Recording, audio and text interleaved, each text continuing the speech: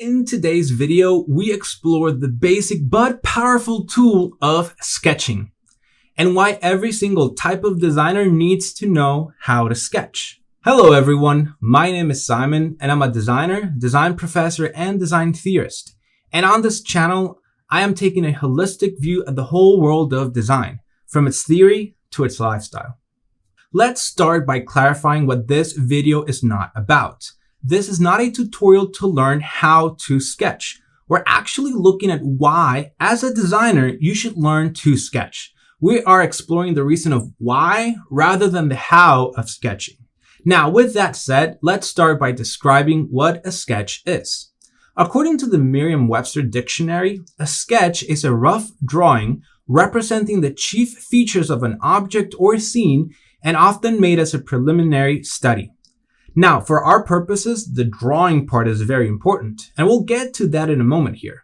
But what I want you to focus on right now is the essence of what a sketch is. It's a quick and rough documentation of the basic manifestations of any given idea. This idea of documentation often gets overlooked at how powerful of a tool it is for the creative process.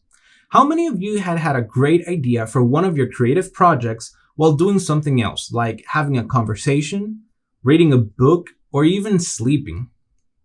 And you tell yourself that this is too good to forget, and that you will surely remember, you will not forget. But then when you sit down to work on your project, you find that you actually can't remember that groundbreaking idea you had and that you were so sure you wouldn't forget.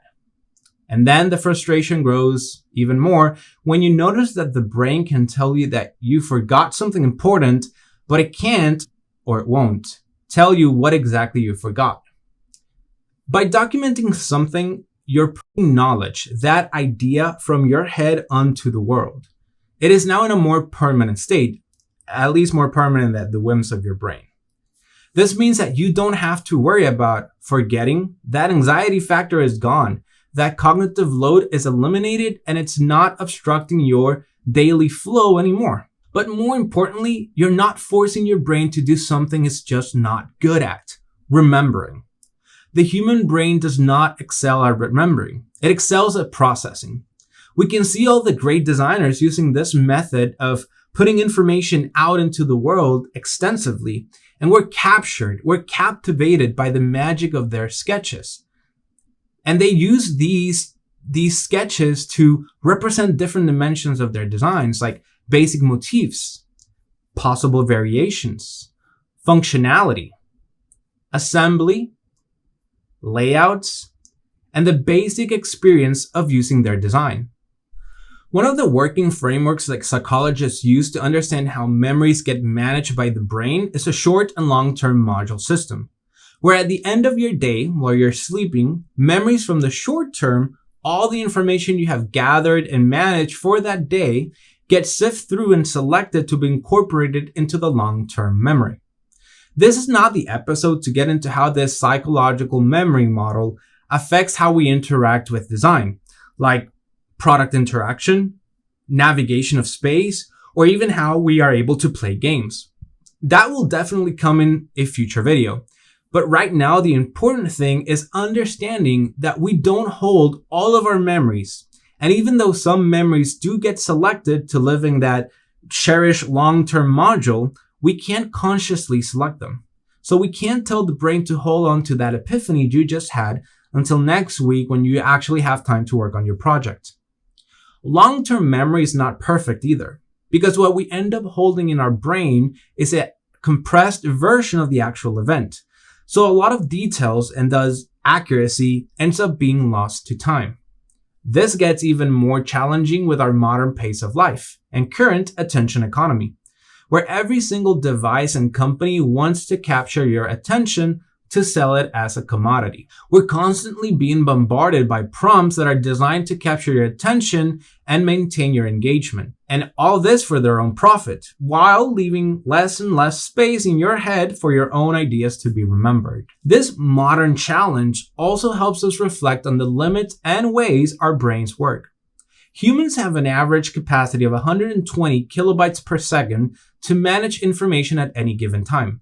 This means that when you try to maintain information in your head while simultaneously designing, you are unnecessarily dividing your brain to do two distinct tasks that rely on that same limited resource.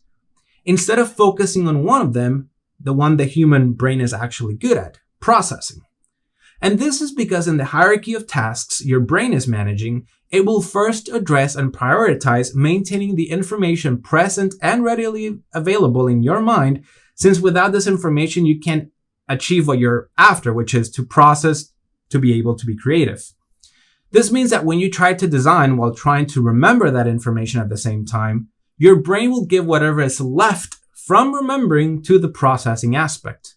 By documenting all that you need to consider for your design, by visually putting it in some form in front of you, your brain can now focus on processing that information instead of having to remember it. An architect can sketch the building idea on a napkin while having a conversation with a client. A game designer might sketch out the key mechanics for a new game. Someone writing a novel might draft any given paragraph or chapter, or a musical composer can create a sketch of the melody that popped into his head to not forget it. An entrepreneur might draft a business plan for the year on sticky notes to achieve the financial goals. Or you might just be drafting out your to-do list on your iPad to see how you can shape up your afternoon. All these widely different endeavors have one thing in common. They are initial intents, the seed of a greater idea that is being documented in the attempt to catch its essence to be developed further. The documentation of all these different intents and possibilities differ. For example, someone writing a novel or generating a business plan is going to find more useful to write words down rather than draw how the scene or business plan is going to look. The same goes for the musician finding more helpful to jot down musical notes on a staff rather than draw how the composition is going to sound or feel. So when does drawing come into play? Drawing plays its star role when we're looking at documenting three-dimensional features of any given idea. This could be the articulated geometry of a new skyscraper, or how the new chair design is to be assembled. It's also as helpful for digital designs that emulate the three-dimensionality of physical space, like character, weapon, or environmental designs in a video game. Music does not manifest itself in geometry as architecture or product design do. The key of visual communication, a sketch, is that it bridges the gap of lack of accuracy of words. For example, I can say to you that I'm thinking of the color blue. That is helpful insofar as to let you know of all the other basic categories of colors that I'm not thinking about. But can you tell which shade of blue I have in my head? I might tell you indigo or powder blue to help you out.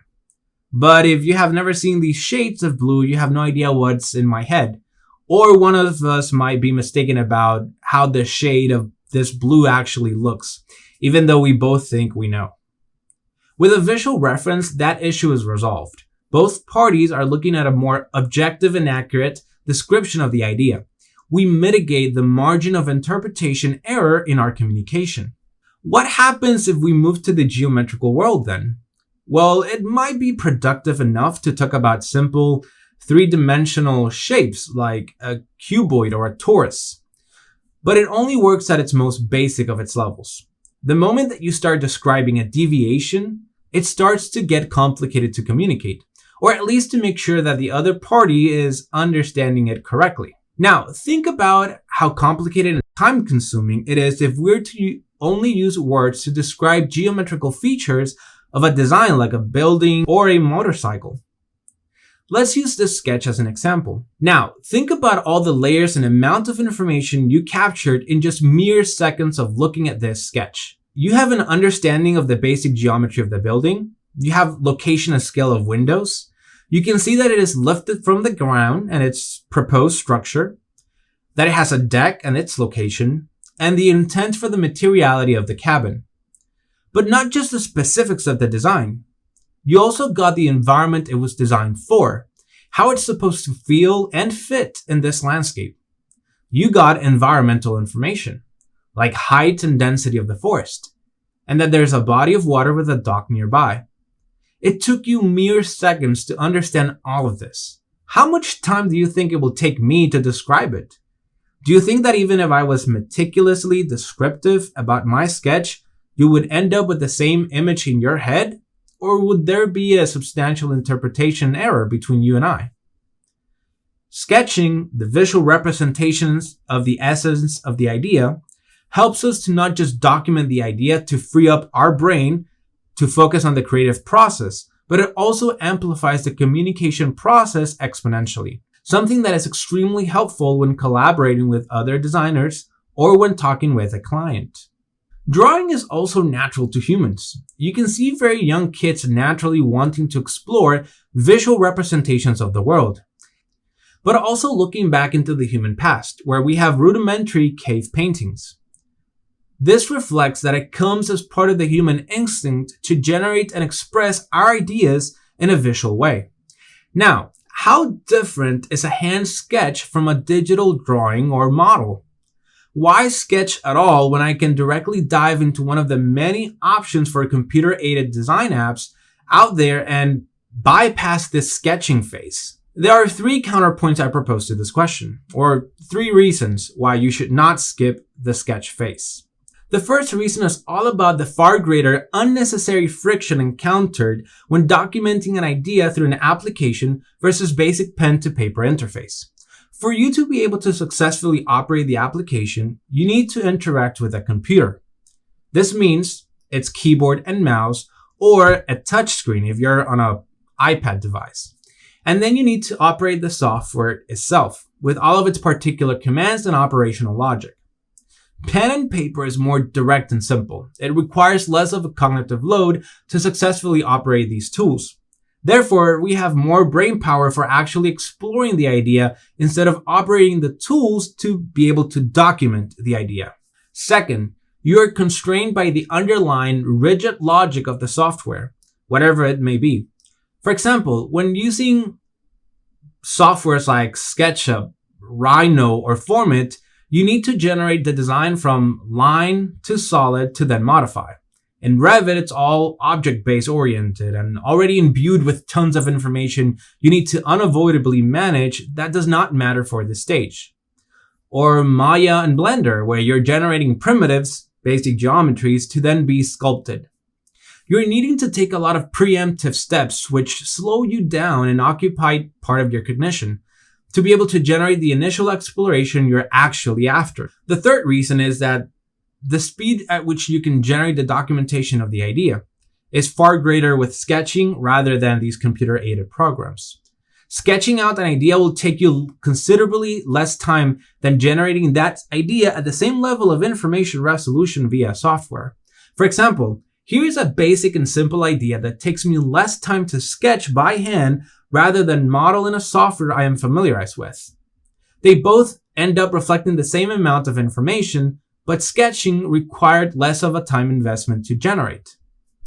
And that is why I always have and recommend to have a notebook and your favorite pen or pencil on your desk or in your backpack for when inspiration strikes, you're ready to capture it in the most efficient manner.